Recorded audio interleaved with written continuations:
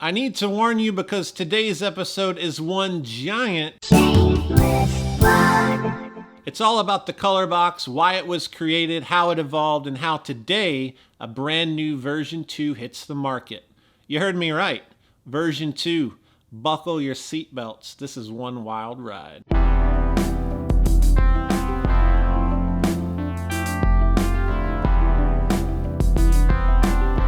I've always been a huge fan of a very particular electric guitar sound where the guitarist plugs in his guitar straight into the mixing console of the recording studio, not using a guitar amp, but literally taking the plug, going right into the channel and overdriving the preamp. You hear this on songs on the Beatles' White Album like Revolution. Spoon's Give Me Fiction has a track called Beast and Dragon Adored. Jeff Tweedy from Wilco does this all the time. And also you hear some clean versions of this sound on old Michael Jackson records and even some of the newer Daft Punk songs. And in 2012, I said, I really want to create a pedal that does this for a guitarist on stage, because who wants to haul in a mixing desk into the live environment? It's near impossible.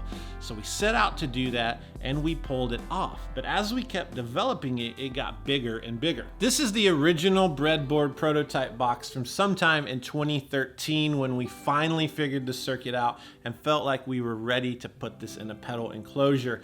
What we ended up going with is two Neve 1073 preamp stages in series with a step control that as you click it, it brings the gain of both up, and you have this really powerful EQ layout. It ended up doing a lot more than I ever intended the idea to do, and I was really happy about that.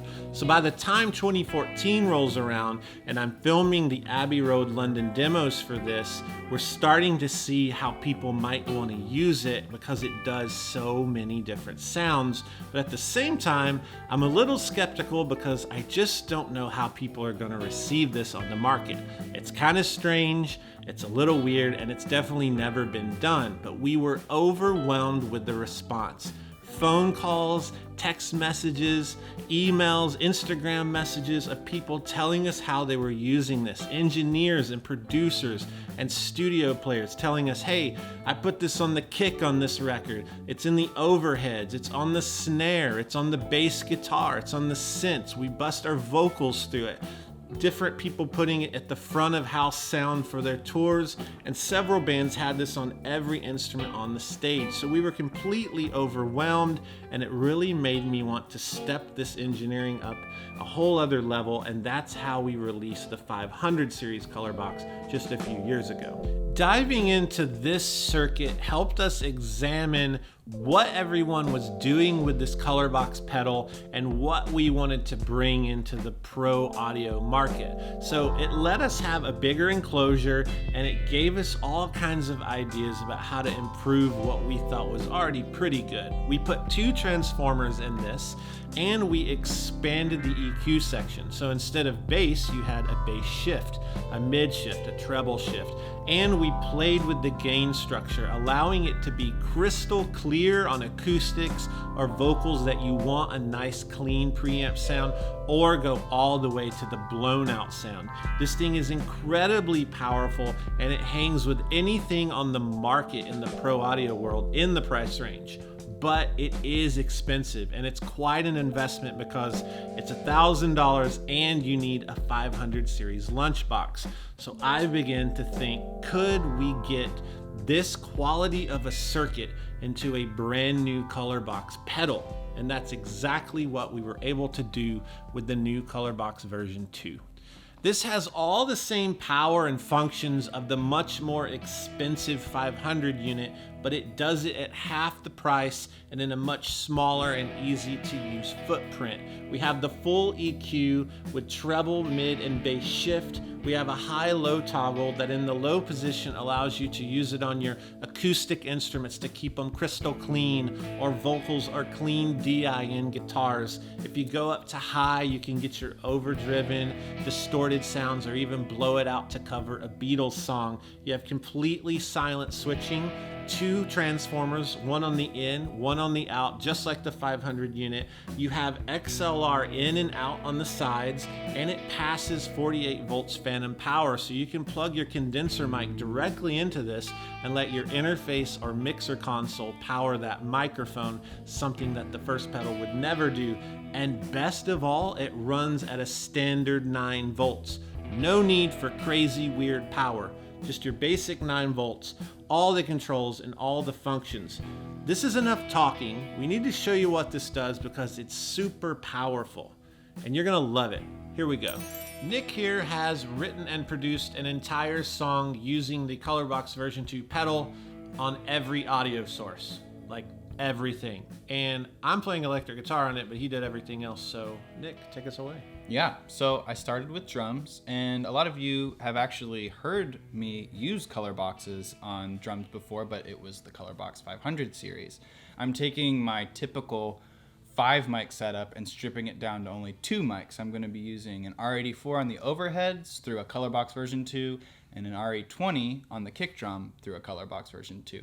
I'm doing some carving on both of them, getting the EQ exactly how I like it, boosting and cutting frequencies where I feel like it's necessary. So here are the drums with the effects bypassed. And here are the drums with the color boxes both engaged.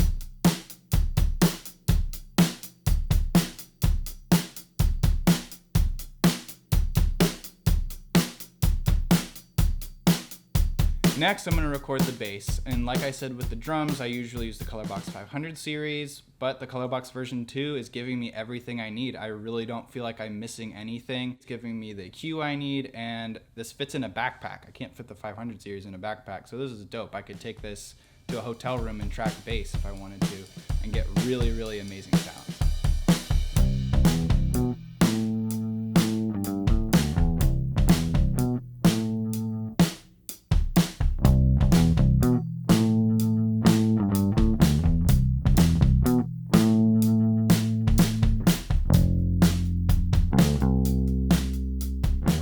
Over this killer drum track and this bass riff, I wanted to lay in a clean DIN sound. So I took my guitar straight into the Colour Box V2 and right into the universal audio interface. So no amp.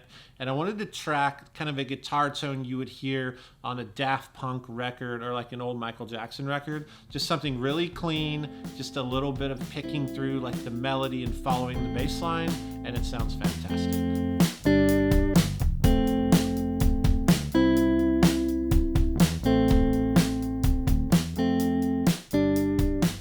Now that I got Josh's guitar track recorded, I'm going to lay down some synth. I'm using a Juno 106 and 2 color boxes so I can run it in stereo.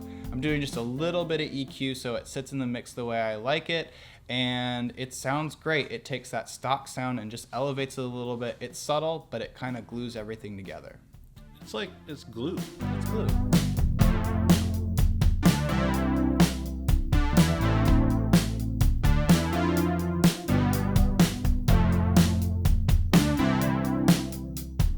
I wanted to lay one more guitar part down that had like the chicka chicka feeling that you really do hear on some of the Daft Punk stuff. I felt like your bass line, it's moving like the Tame Impala kind of thing. And I wanted to lay something rhythmic in there. So once again, I'm just taking the Colour Box and putting it right into the interface, barely dirty, and just playing rhythmically. And it's really interesting because it almost feels like it's compressing. I have the step knob up high, but I have it really clean, and it's like there's a little bit of compression, and it's really, really cool in the mix.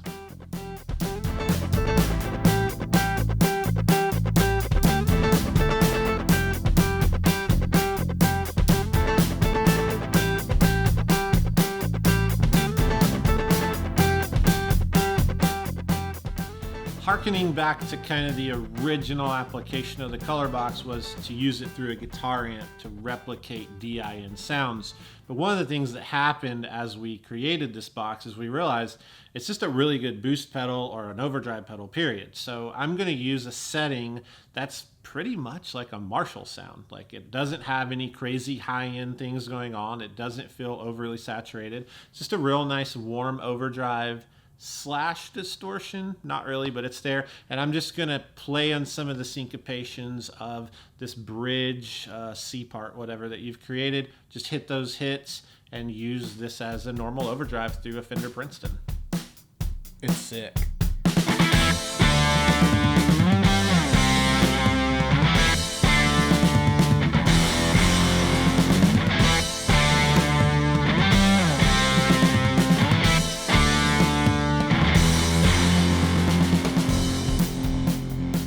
A really cool idea to incorporate an acoustic guitar part into this track because the Colour Box V2 is a fantastic direct-in acoustic guitar preamp, and we have this Taylor 710 in the shop with an LR bag system, and it sounds phenomenal. Really, really great sound. And I just decided, hey, I'm not going to record this part because Nick had already recorded it, even though he didn't even know I had an idea. It's like a psychic moment. Yeah. So tell us about it. Yeah, so basically it's a super simple part, just some light picking. It didn't do anything overly strummy. Super clean. It sounded really good. I actually was like pleasantly surprised. Usually acoustic direct-in sounds I'm a little bit like ugh about, but it sounded great. If I was like gigging and playing some dope acoustic covers of Tonic or some 90s songs or something, I would take this out all the time. I'm going to put a little bit of reverb in this in post just to make it nice and shimmery. It's just kind of a texture here, but all day long, this is such a great acoustic DI.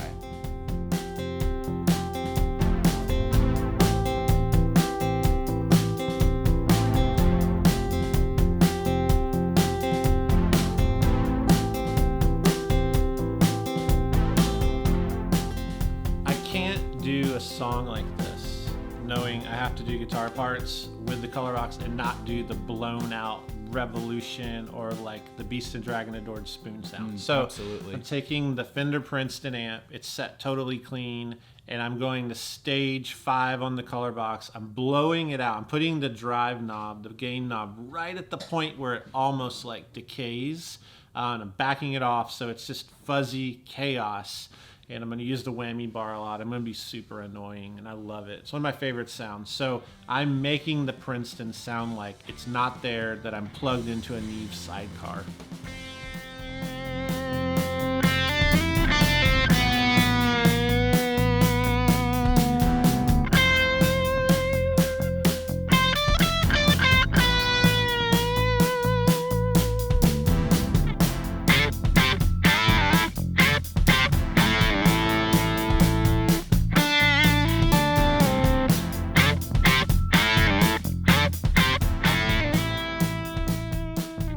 Now that we've got all the parts recorded, we've got it mixed, let's listen to the whole thing with the reverbs and the delays and all the cool plugins and stuff that we put on there.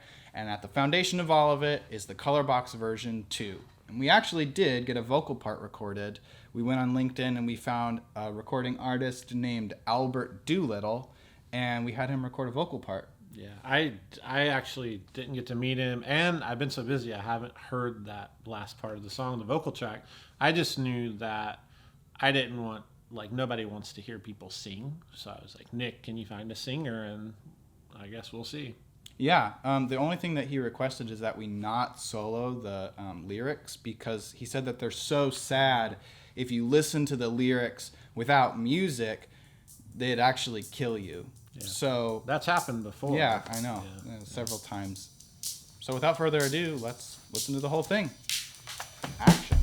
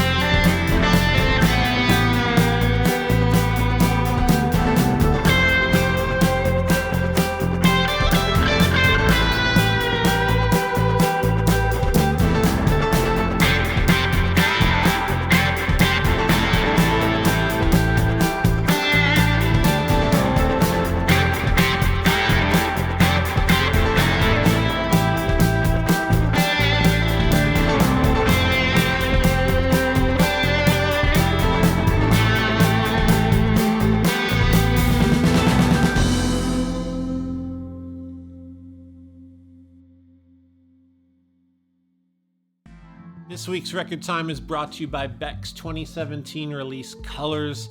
I love this album because it's so different than the other things he has done around this era. I got to go to some of the sound checks during this recording process and as the tour was kicking up, and Beck had been using a color box or two in his guitar rig for quite some time, and he is one of the bands that used the color box on tons of instruments on the live tour that I mentioned earlier in the episode. It's a great record. My favorite tracks are Seventh Heaven and the song Wow, which was the first single. My kids also love the song Wow, and when you listen to it, you're gonna know why. And because my kids listen to it so much, I began to like it even more and not like it, and then I just ended up loving it. It's really complicated. If you have kids, you'll understand. But go check this record out. Tell me what your favorite track is, and then also in those comments, let's talk about Beck's records. He has so many good albums. I'm going to talk about him more on future Record Times, but for now, go check out Colors. Thanks so much for watching this episode. I hope you enjoyed it, and I hope you enjoyed that masterfully crafted song that Nick brought us. Thank you, Nick. Thank you very much. And we want to thank Albert Doolittle for laying that track down. I'm blown away. It's amazing what you can find on LinkedIn. I have a feeling he'll come back. I think so. Yeah. I think we'll have him back. LinkedIn for the win. And if you like this episode, hit like, subscribe to the channel, and click the bell icon to get notifications of future episodes. Also, there is the JHSshow.com where you can buy shirts and other things you might not even need but you want. And if you want to support the show, there's a link to the Patreon account down below. There's a lot of exclusive stuff where I dive into history, you get like hints of what episodes are coming, all kinds of fun stuff. It's awesome. We try to have a good time. Yeah, it's dope. I don't know if it works all the time. I think it did today. I'm out. Me too. We're really tired, Yeah, it's been a long day. but it's a good day. It's a good day. Because you're with us. Yeah, we love you. We're really leaving. Like, we're gonna leave. We gotta go home. Yeah. Yeah, we're gonna get out of now. here. Okay. All right, bye. See Bye. you guys. All right.